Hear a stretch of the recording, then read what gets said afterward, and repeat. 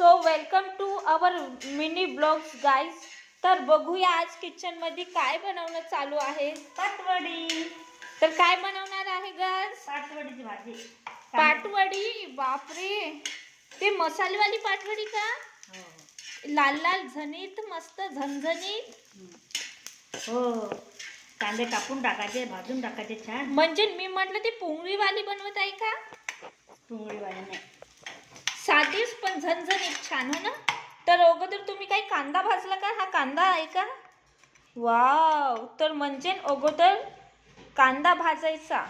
2 कांदे आहेत, तिघांपुरती भाजी आहे, तर 2च कांदे टाकले. आता बघा शेंगदाणे टाकत आहे, कारण मला तर नाही करतात पाटवडीची भाजी, तर माझी आई करत आहे.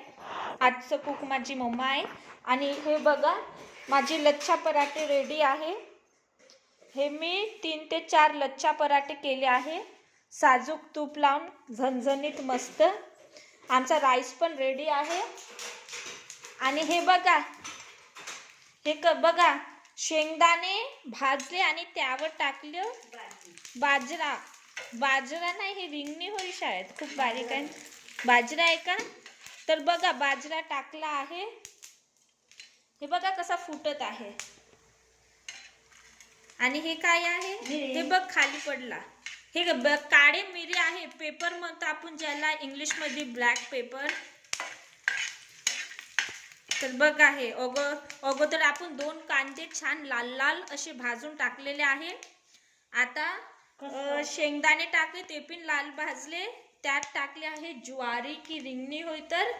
आणि आता काळे मिरे टाकले आहे, खसखस टाकलेली आहे पूर्णपणे. आता याला लाल लाल होऊ द्यायचं हो ना. तर इकडे बघा आपला एक मिरा गेलेला आहे आणि वरणही आपलं शिजणं चालू आहे. तर बघ मिरा इकडे उडला होता मगाशी. तर हे छान असं परतून घ्यायचं हो ना.